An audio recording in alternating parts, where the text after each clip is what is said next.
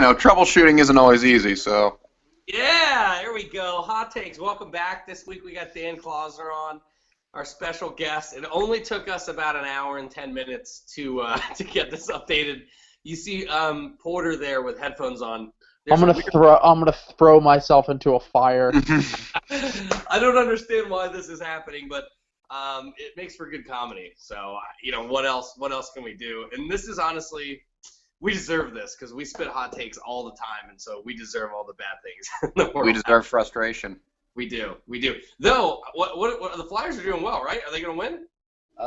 2 minutes left and they're up 1, so no. Probably no, probably not. But Nick Schultz isn't here to ruin it, so. But anyway, we're here to talk about only Chip Kelly. We're going to do a little bit of a different show today. There isn't going to be any list. It's going to be a modified type of list. We're going to go through each of his moves and kind of grade where we are.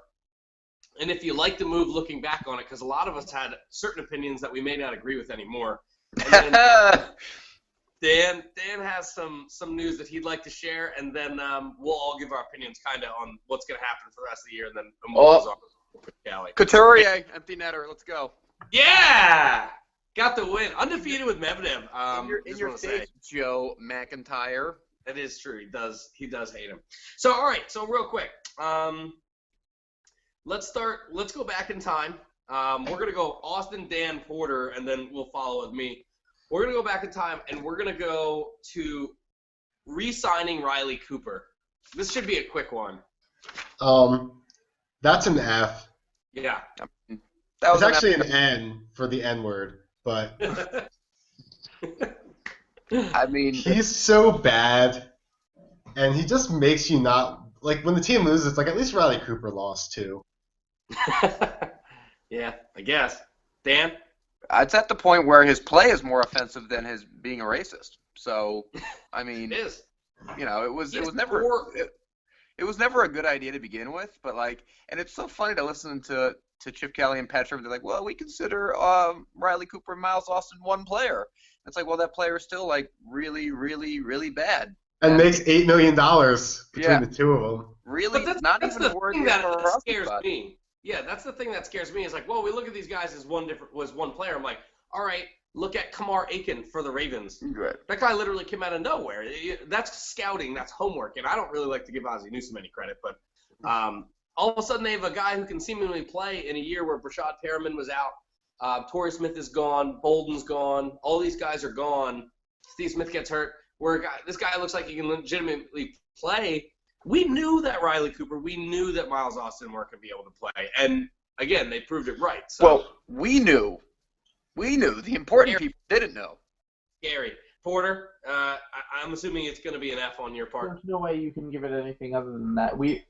He's never been good. It's amazing that anyone would ever think that he is a starting wide receiver in the NFL. We always talk about the guys that they could have had in the offseason over Miles Austin, whether it was Michael Crabtree or anyone, really. Another person that I thought of recently, Lance Moore, has outperformed Miles Austin. He's outperformed Riley Cooper. And the Brandon LaFell signed for a lot cheaper than Riley Cooper, too. Wide receiver option. What was that, Austin? Brandon LaFell signed for a lot cheaper than Riley Cooper the same offseason. Brandon LaFell, it's just ignorance. There's no difference. Yep. So moving on, this is going to be one of the more polarizing ones, I think. Deshaun Jackson. When Deshaun Jackson's news broke, we had kind of, and thankful to Dan, Chip Kelly's tiny slave, we were actually able to we had a warning that this may be a possibility and that this is probably happening.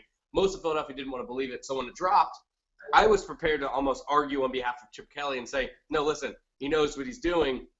We don't need this type of guy on the team. Looking back, I'm going to give this move a D because I think there is a positive to be said about trying to be proactive about the culture of your team and about a guy who may truthfully be in trouble with the law. But looking back, he really wasn't. And when he's healthy and he's playing, he's dominating. week in and week out, and the Eagles have had zero deep threat since him. Not Honestly, true. If we're gonna lose and we're not gonna make the playoffs, we're not gonna win the playoffs. I at least want to have fun watching him. And these Eagles aren't fun. Porter, we'll go in reverse. Start with you. No, I was just saying I don't think that that's true. I don't think that he dominates week in, week out by any means. He is inconsistent, but he's better than anything that the Eagles have. So I still give the move an F. I mean, I always hear about these people that are saying, oh, well, you couldn't get anything for him. You couldn't get anything for him. And then I'm like, really? You couldn't get literally anything? Because I look around the league and I see Christine Michael, who couldn't learn the playbook and was a trouble child, and he got traded for a fifth-round pick, and he's already been cut by his team. You're telling me that someone, just because he happens to be a little bit of an issue, can't and has an immense amount of talent, when has that ever been the case? Outside of guys who have literally been convicted by the law, when has that ever been the case? And he didn't have any money left, or he had like very little guaranteed money left on his contract at the time too. I think it's trading for, if the Cleveland Browns give up a fourth-round pick for Deshaun Jackson, he can leave right at the end of the season. And I think that is what scared off teams. It wasn't, matter of fact, Deshaun Jackson, but it was the fact that he was truthfully unsigned and could leave. Okay, so you're telling me that if Deshaun Jackson, if you are a good general manager, you can't barter with a team and get something for a one-year Deshaun Jackson? You can't get a seventh-round pick. I agree with you. I do. I mean, I think this, looking back, was... I never liked the deal. I don't know. I just don't buy into that whole character thing. To me, all that is just racism, really. I know that it's easy to say that Deshaun Jackson is a problem child. It's easy to say that LaShawn McCoy is a problem child. But when you're in a league filled with fucking women beaters and rapists, problem children are nothing compared to those guys. Fuck that. Stupid. Yeah, and talent. What happened? Like guys like Jason Kelsey came out. And Miles Austin, it's dumb. Get rid of guys like that. I don't care. If you can't play football, don't be on the team. That's it. Yeah. Bottom line. And right after it happened, guys like Jason Kelsey came out and they were like defending the move, and they're like, he's annoying and stuff. But now these guys are playing like shit. We saw how much more explosive the offense was when Deshaun was in it. Anyway. They led the league in big plays when Deshaun was on the team, and they had like none the next year. The reason I think they kept Riley Cooper was because his stats went up, because Nick Foles is so bad that he threw these horrible deep balls, and Riley Cooper was good at tracking them because he played baseball. So he had inflated stats for one season. It's just ridiculous that they would choose to keep Riley Cooper over Deshaun Jackson based on personality and their play. Yeah. Dan? Okay. So yeah, I knew about the Deshaun thing. I want to say it was like maybe a week before Jimmy's like article came out, where he was like, because Jimmy knew about it too. Jimmy knew about it at the same time I did, and listen, it was mainly just Chip didn't like him. He was a shithead. There were some legal issues that not every single one of them came to light, because teams are good at that, and he just didn't want him on the team anymore. I feel like if Deshaun had towed the line and bought into the program, even though he was a shithead, then Chip would have been okay with it, because that's what Riley Cooper did. But like Deshaun would show, he'd like either skip practice or skip a meeting or show up late because he was out partying the night before, and whatever it was, Chip said, okay, no one's above the team, blah blah blah. I'd rather have shitty white players than you. So I think that's a fine. Listen, don't get me wrong. I think that's fine. If somebody's not buying into the new coach's program and he's a problem and all of this stuff, that's fine. But to replace him with absolute garbage. So would you agree the move now? Looking back and knowing this is where we would be, what do you give it? You got to give it, probably a D. Yeah, a D. And I was the biggest, I carried the water for the team on social media, even after I left, because, it really was, Chip putting his stamp on the team. And, if you're able to replace him, he was okay last year because you replaced him with Jeremy Maclin, who had similar numbers. If you would re-sign Maclin this offseason, we're not talking about not having Deshaun. I don't think. It's the fact that they lost both of them and replaced them with a rookie and a second-year player. The rookie has been injured, and even when he is open, the quarterback can't get on the ball. The second-year player has regressed. I mean, this looks terrible, and there's really no getting around it, especially since you don't have a quarterback who can do anything. So it's just one thing after another, and it all gets compounded. Like, do I feel that Deshaun Jackson will be the difference between this team being an absolute train wreck and being maybe 6-5 and ahead in the division? It's possible, but they're not going anywhere. Like, oh, maybe we could have Deshaun be 9-7 and get slaughtered in the first round of the playoffs. But here's the thing: when Deshaun Jackson was drafted, it was. Do you remember the years before Deshaun Jackson was drafted? Yeah. Do you remember the excitement that he brought? Do you remember watching YouTube videos of him doing punt returns and just absolutely destroying it in college and being like, this guy's going to be really good in the NFL? Then he was. And Jason brought up a great point the other day. It was like for years the Eagles were fucking with you, and they're like, we're never going to get a good wide receiver. Literally ever. We got T.O. for 1 year, he's gone. And then we're never going to get a wide receiver. They finally get 2 good wide receivers in back-to-back drafts, and then they get a new coach who is offensive-minded, and then he's like, nah, fuck those guys. Right. And they both are amazing in his system. If you had Deshaun Jackson and Jeremy Maclin in that season last year, you're telling me that whoever is playing quarterback isn't going to have an insane advantage. And in that system, they don't make the playoffs. I think they do. I mean, I really think that the defense had its problems, but I think that with those two on the outside, with LaShawn McCoy, I think that team definitely makes the playoffs. Yeah, probably, because all they needed was one more win. So.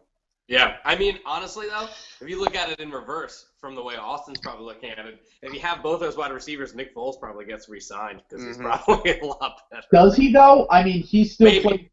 Yeah, I think he played horrifically bad last year. I don't know if And he was getting Macklin the ball too, and he was still horrible.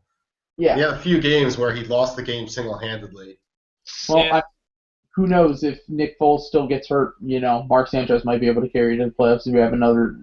I cheered so loud. I cheered louder for the Nick Foles injury than I did for when the Eagles won the NFC Championship. All right, moving on.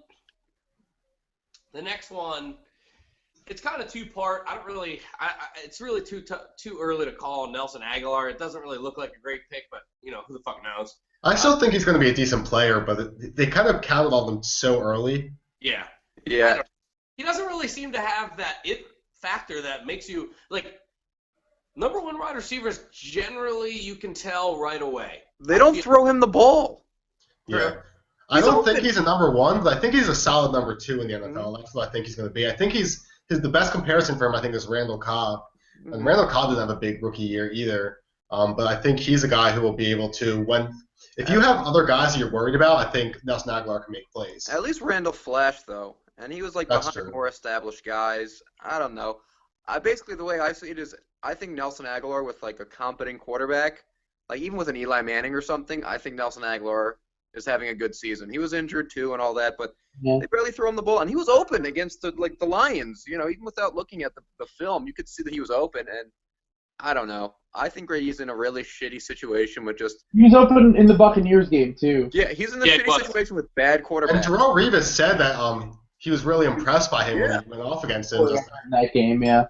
Yeah. And like the one time that they did throw it deep to him against the Redskins, he made like that crazy one-handed catch.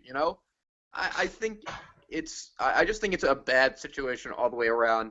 Yeah, bad quarterbacks, and he should. But it's going to be tough because is it going to be any better at the quarterback position next year? Probably not. Like who knows? So it's just really hard to evaluate Aguilar. In addition to he missed how many games? He missed 3-4 games with injuries. 3 or 4 games, yeah. And then the one, it was whatever it was. The other game he was half injured in anyway. Right. All right. So I led into that by saying, looking back, the Eagles do what the Eagles do, and since I've been around, since Joe Banner has been on the team, they do not overpay guys ever. If they want more money, you fucking go get more money on the streets of wherever. Jeremy Maclin seemingly took a like $10 more in Kansas City. And I know there's a story, Porter and I talked about it, about he called Chip, he didn't pick up, so Andy called him and he went to – this seemingly was a money situation. He went for $5 million more, and he's from Missouri too, so like whatever. Yeah. Looking back, is that money now worth being spent on him? And there may be some other reasons that we get to as of where we could have spent that money, and would you have spent it on a guy like Jeremy Maclin to keep a veteran presence, a wide receiver for the next 5 to 6 years, so you can have a legit threat moving forward? What I think is I think they were saving that money for Devin McCourty. Yep. And once McCourty didn't sign, they just said, okay, we all have all this money, let's sign Murray. So I think if they knew that McCourty wasn't going to go here, I think they would have spent it on Maclin. I think that's fair. That's interesting. That's a good point, actually. I didn't think about that breakdown. It reminds me of the 2014 draft. They had this plan A, and they were sure that they were going to get one of those 6 players and maybe move up. And then when they didn't, and their plan B was like, they panicked, and it was just, it was whatever plan B was, it wasn't ideal, and they panicked and screwed up because plan A, like whatever they expected to happen didn't happen, and they never really gave serious thought to the fact that plan A wasn't going to happen. And that's what it seems like, it's like Macklin's he's on pace to have under 1,000 yards this year anyway, but even like no question in this offense that it would be much better, and it would take the pressure off guys like Aguilar and Jordan Matthews, and it's just painfully a guy like Jordan Matthews, as much as they wanted him to be ready to step up this year, he wasn't. And I think Jordan Matthews is a good player. I think he needs like a Maclin on the outside for him to be efficient. No, he's a good player. Do you remember his routes last year? They were so crisp and concise. He was always making that in-cut, that in-route work, where he was able to get 15, 20 yards on third down when we needed it the most to keep chains moving. Which, as he's doing that, guys like Jordan Matthews are crossing over the middle. He's really driving away those defensive backs for Jordan Matthews, so he can turn the corner and get those chunk yards for 30, 40 yards down the field. That's where we saw Jordan Matthews most effective. Now they got to stop Miles Austin. Doesn't matter if he turns inside. He's, first of all, not fucking looking at the ball. And second of all, he can't catch. So they don't have to worry about that. They're able to rotate their defense off of Miles Austin and onto Jordan Matthews over that crossing route. And it's not open routinely. And they end up checking it down a lot because of that. They also expect, they expected a lot more out of Josh Huff too. I think whatever their expectations were for players haven't been met, or just weren't realistic the way they wanted them to. It was a lot to expect. Like you were banking on Huff and Matthews making huge leaps in their second year, and Aguilar being an immediate stud. Yep. So looking back, this is more of a pass-fail. Did the Eagles fail the Jeremy Maclin thing, or were they right to at least move on because they thought they were going to get some other things?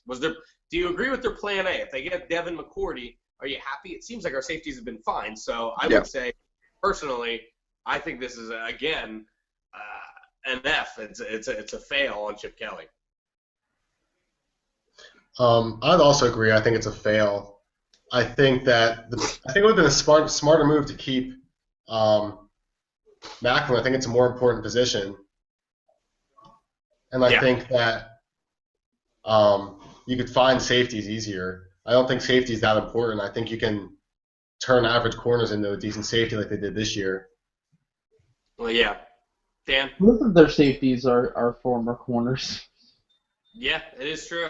And they seemingly have taken to it very well. Now, they've struggled in recent weeks, but also if our inside linebackers don't play well, then they don't really have a chance. So, I was gonna say I only give it it's hard. Maybe I'll give it a D, just because I don't know. I feel like we can give them Fs across the board if we really wanted to. Looking back, everything looks bad, but some of them were right calls at the time, I think, and I'll get to that.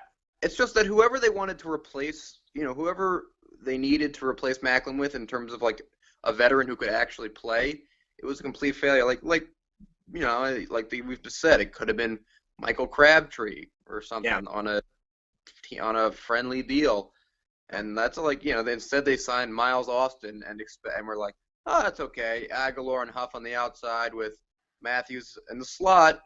This is a plug-and-play offense. It'll be fine. Right. Yeah.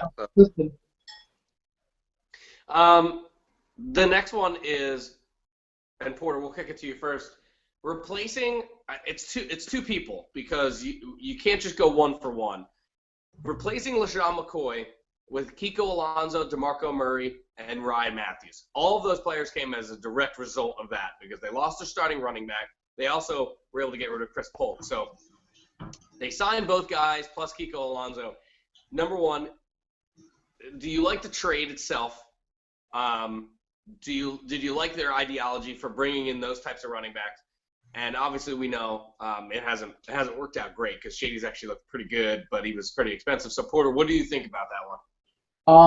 I like it. It reminds me a lot of the Bradford Foles thing. I like the idea of the trade more than the actuality of the trade.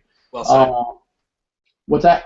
I said that's well said. I would agree with Yeah, you. I mean I like the gamble. You knew that, Shady was going to cost a lot of money. You didn't want to, you might have thought that you got the most out of him that you could. He did fit the offense well, but he did dance around a lot in the backfield. There were certain things that they didn't like about him, and I understand that. Kiko Alonso coming off an injury, I like the mindset. It's essentially the same thing as the Sam Bradford trade. I think that the potential that Sam Bradford had, the potential that Kiko Alonso had, these are good moves from a GM who is willing to take risks. But if you're going to get rid of a guy like LaShawn McCoy, you need to know who you're going to replace him with. And DeMarco Murray also made a fuck ton of money. Yeah. And Ryan Matthews, has played great when he's healthy. Hasn't exactly been healthy the past few weeks. I mean, that's something you have to build into the running back position. You can't expect them to always be healthy. They're among, if not, they definitely are the most injured position in football. So it's hard to judge that one.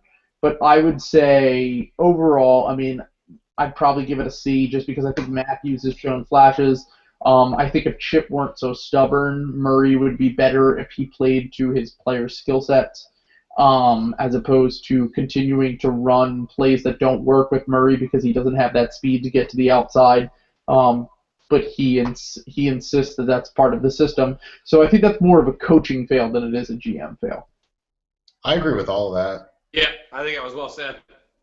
Yeah, and I was going to say C as well. And here's the thing: I like the thinking behind the trade. I was fine with the execution. Running backs after age 27, their productivity falls off a cliff. And, it was great up until the Murray signing, and then I was just like, well, now it just doesn't make any sense, especially with Murray coming off 450 touches. It's unanimous, regardless of your sports science and what you think you can do, it's unanimous that all those players break down the next season. And the data is very heavy. It was so weird that they would, a team that's so analytically inclined and, that they would just completely ignore that and think that their training system would mitigate it. Even with splitting carries with Matthews, with the carry share, he still hasn't. DeMarco's still been garbage, and I like. Slow, like it looked legitimately slow. I bet he runs like a 4.8. It's what he looks like. He cannot turn the corner. We could turn the corner faster.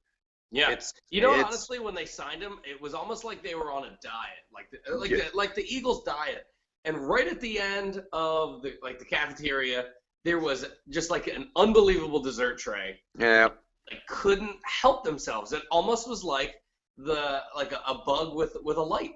A dessert that is like it's expired a few days before and it still looks good, but it's not going to taste good, and you're just like, what if it does? What if it does taste good? Yeah. My thing is, there are a lot of people that think that Chip Kelly is a terrible coach. They think he's a terrible GM, and on the other side of the spectrum, there are a lot of Eagles fans, and everyone knows who I'm talking about, that think that Chip Kelly is above criticism. And the other day, I saw one of these people tweet and say, remember the Eagles were going to get Frank Gore at first, LOL, instead of DeMarco Murray? And then I looked up Frank Gore's stats, and I was like, he's actually been considerably better than DeMarco Murray. Would I rather have DeMarco Murray for the rest of his career versus Frank Gore? Probably. I mean, Frank Gore's had a lot of injuries. He is an old running back, but if you're going to compare this year, like a lot of those people have been, like when Austin tweeted the other day and said he'd rather have Deshaun Jackson than Jeremy Maclin, and then some... No, it was Deshaun than Miles Austin. I'd rather have Macklin. Sorry, didn't mean that. Some fucking asshole tweeted back at him and compared their stats, and then immediately Deshaun Jackson was already better in his third game of the season. If you're going to compare those things, you have to be objective. You have to be, okay, if you're going to say LOL, remember when we almost got Frank Gore, well, Frank Gore's been better. So. And Frank Gore and Ryan Matthews I don't think is that bad if you have both of them. Also, you give Frank Gore a ton of touches like the Colts have. Like, he's third in the league in touches or something. That's stupid. He's so old. Yeah. If you're splitting time with him and Matthews, that's not bad. He's a cyborg. Also, you don't when you take Frank Gore and Ryan Matthews, you also leave yourself the ability to keep take Macklin. late round guys to draft for the future, which is what you want. That when you're too. signing veterans like Frank Gore, not like Miles Austin. It's supposed to be a mitt where you put that ball inside of it. You put that rookie inside of it who can come in and take a year or two before he's ready and come in and produce. Kind of like a Chris Polk, kind of like a Kenyon Barner, whatever you want to say. There's people out there. Running back's been shown to be like a fairly fungible position too, and I don't know. Latavius Murray, I mean, you don't need to go out and sign DeMarco Murray. We all do it. You could name 100 running backs. You could just plug in and they could be fine. And David Johnson, like it just never stops going. And to sign you DeMarco believe Murray, in your system enough. yeah. Bad teams and bad organizations spend a lot of money on running backs. Yeah. Now, it could be a rookie GM making a rookie mistake, and I really hate to punish a guy who's going to be able to learn from that. I just don't know if he's going to learn from that. But listen, anyway, we're going to move on to the next one. I personally agree with Porter. I think I like the idea a lot. I liked the idea of a DeMarco Murray type running back. One cut, north and south, bam, and we're gone. You gotta call one cuts though. Right. You can't call sweeps and actions like that all the time. By the way, I think Kiko Alonso has there's something torn with him in his knee. I think he's off. He's not right. He was awesome. He was awesome in the first game, and he was playing well in the second game until he fucked up his knee. And it was a non-contact injury, and he just it screamed ACL tear, MCL tear, something tear, and he's been a step slow, and he's been lethargic ever since he came back. So, So this is really the last one here, and let me get to it, hon. Oh, actually, before that, releasing Evan Mathis. Whatever. I think it's horrible. To not address the offensive line for 3 years is the most damning evidence of Chip Kelly not understanding that the offenses in the NFL, no matter your system, they are not plug and play. They are talent-based in the NFL. You cannot, unless you're Bill Belichick for some reason, run an offense and just be like, I don't know, you go ahead and play into it. You know the scheme. It doesn't work like that in the NFL. You have to get talent somewhere. Anyway. Evan Mathis has been bad for the Broncos. Yeah, he has been bad this year, but he was fine with us. He's been inconsistent. I've watched some of the games. Down Barber. And I have paid attention because everyone said he was bad. He's been inconsistent to say the best. I mean, I really don't think that giving Evan Mathis when you pay guys for past performance, I usually don't agree with it. When you have important positions that you're just blatantly ignoring, and then you're getting rid of guys who have talent like him, that's when I have an issue with it. People are basing that on the first 2 or 3 games of the season when Evan Mathis played bad. He's gotten used to the system. He's been serviceable. He hasn't been great. He's been injured recently. But to me, I just see just flags across the board. It's every time. It's always excuses. Yeah, it's indicative of the hubris that they show that they would get rid of. But here's the thing: Jason Peters hates Evan Mathis. Hated playing next to him. Hated his personality. They saw. I was told that they saw Evan Mathis as a looks like Tarzan, plays like Jane kind of guy, and that Jason Peters for years just hated playing with him and didn't want to play next to him anymore. And they said, all right, fine. He's 34. He wants more money. See ya. The issue was that they thought that Alan Barbery and Matt Tobin would be okay as plug-in players, and I fell for it too. I was like, oh, Alan Barber was like, he was like solid in 2013. Matt Tobin looked okay before he, broke his ankle last year in the preseason. Yeah, I'm sure it'll work out. And I was just like completely wrong about everything. So And Kelsey's been worse than both of them somehow. yeah, but you know why? Maybe it's because he's got two pieces of shit on either side of him that he has to babysit. That's true. It could I don't be know. it's small, so it's not like he can swallow up other guys. If nobody's doing their jobs around Jason Kelsey, Right. he's definitely going to be bad. Though I think that says more about Jason Kelsey then we got to spend a shit ton of money on talented guards because he can't. Although if the Jason Peterson is an issue, move him to the right side or something. You need two guards. Yeah. Peters gonna end. If Peters doesn't retire after this year, he's got to finish. He's even said it. He's got to finish at guard. Like it's. Listen, that's fine. He's movement, probably going to be risk. a pretty good guard, honestly. So. I think he'll be a great guard for the last year or two of his career. Yeah, and that's fine. But you can't.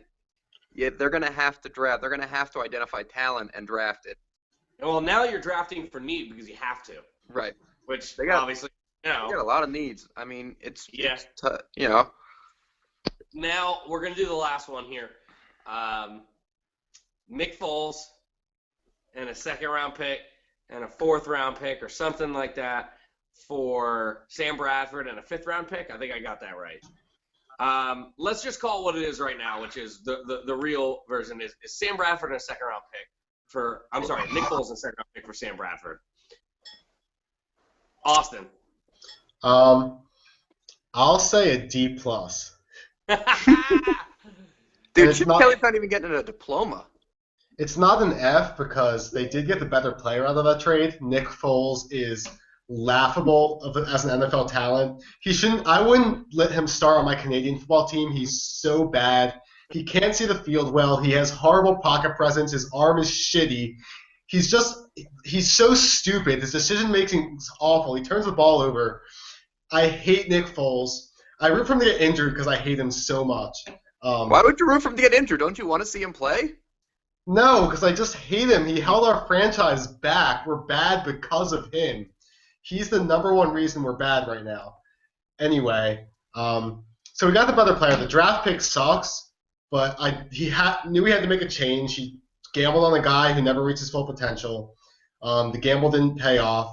He's still better than Nick Foles. Earlier today, I tweeted out a poll: who's the better NFL quarterback? 23 votes. Nick Foles got 0%. Sam Bradford got 35%. And SpongeBob SquarePants got 65%. So congratulations to SpongeBob SquarePants for being the best NFL quarterback of those three. Dan?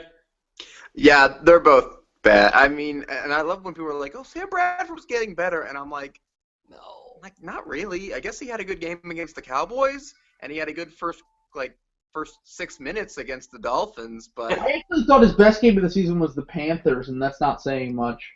he was like, I think Porter's right. Porter's right.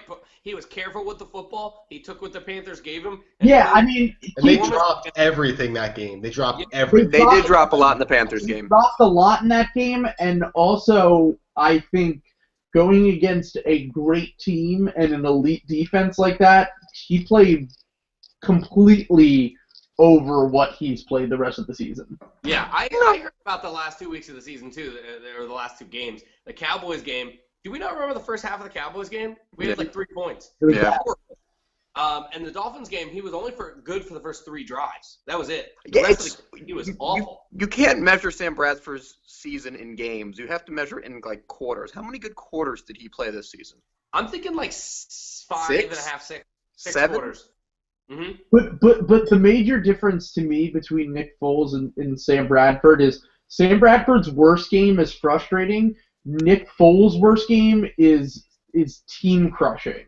Is a game where you literally have zero. Like I remember Sam Bradford in the Saints game being insanely frustrating. I remember him being insanely frustrating in the Jets game. I remember him being insanely frustrating in games where the Eagles won. And every time that Nick Foles had a bad game, it was like the 49ers game, and it was like the Dallas game. It was like these games where it was. I have nightmares about that 49ers game. Yeah, I mean, there have just The only team in NFL history to score 3 non-offensive touchdowns and lose a game. It's amazing. I mean, I don't I obviously don't think that the trade was a win for either team. I guess the Rams won because they got a second round pick. We'll see what they turn that into. They haven't had a great history of scouting players. They get guys here and there, but and they've built a great defense there. But that's all Jeff Fisher cares about. To me, I think I once again I like the mindset. I like the mindset of the pick. I don't think there were many great guys that were available. Obviously, in hindsight, I'd rather have Tyrod Taylor, but they weren't willing to take that risk. They'd rather sign Tim Tebow. They would rather sign a bad white quarterback rather than a good black one. So. Of course, that's the NFL. But overall, I'd still probably give the trade like a C minus, just because I do think that if Sam Bradford stays healthy, they're at least competing. They're not getting completely shit on and blown out. Losing the pick sucks. I mean, there's no doubt about it. It's going to be crippling. It really is crippling, considering how many holes they have now. And I wish we could undo that trade so badly, and here's why. What is better?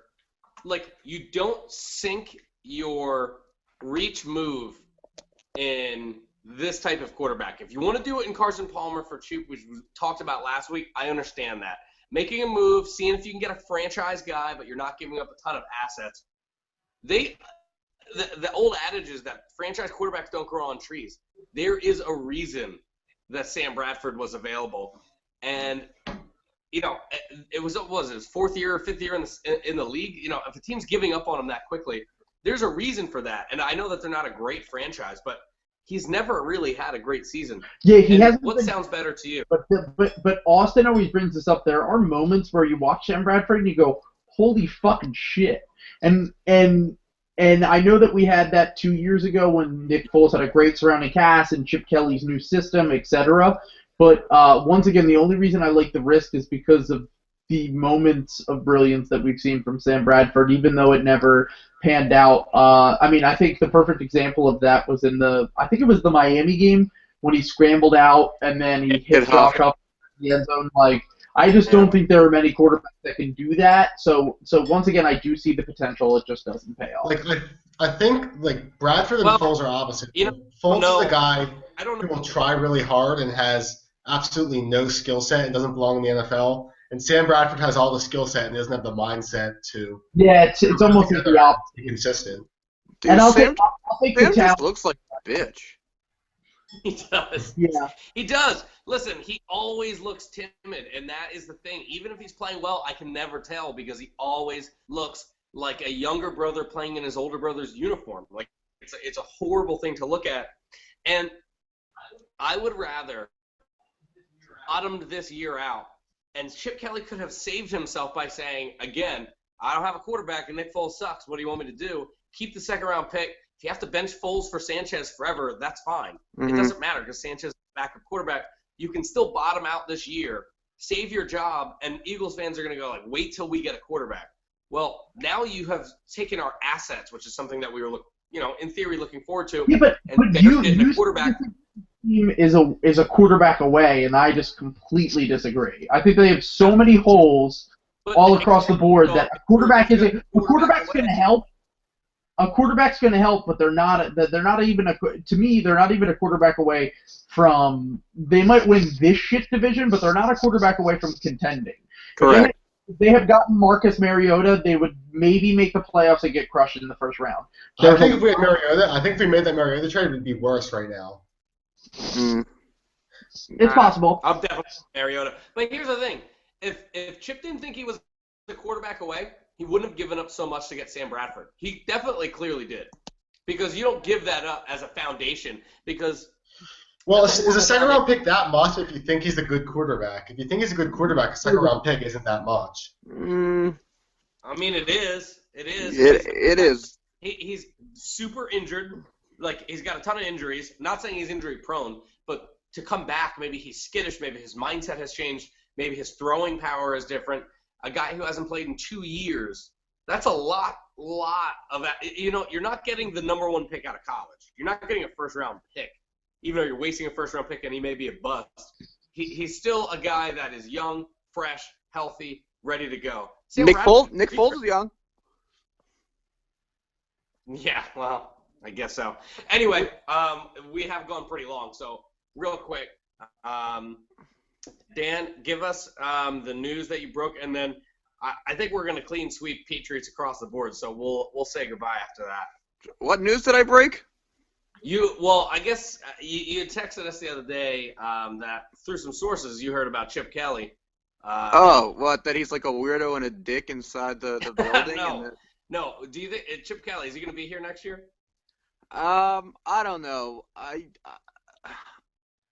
think it's more precarious than people think, just because of how badly things have gone this year and just how badly the moves he's made as a general manager have turned out. And it's tough because he's got 2 years left on his deal, and really next year is already his lame duck year. If he doesn't draft a quarterback, I would fire him the day after the draft and just be like, fuck it, whatever. Could he be traded to the Titans for Mariota? Or is that too right? much? Yeah, not exactly. for Mariota, but to Mariota. I think that they're in a really tough spot, and they're going to have to ride it out. But it's imperative. They need to draft a quarterback, at least one, probably two.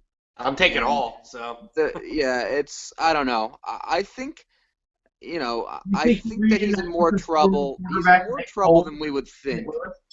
And when you have his personality, especially with the way you deal with people, it's okay if you're winning.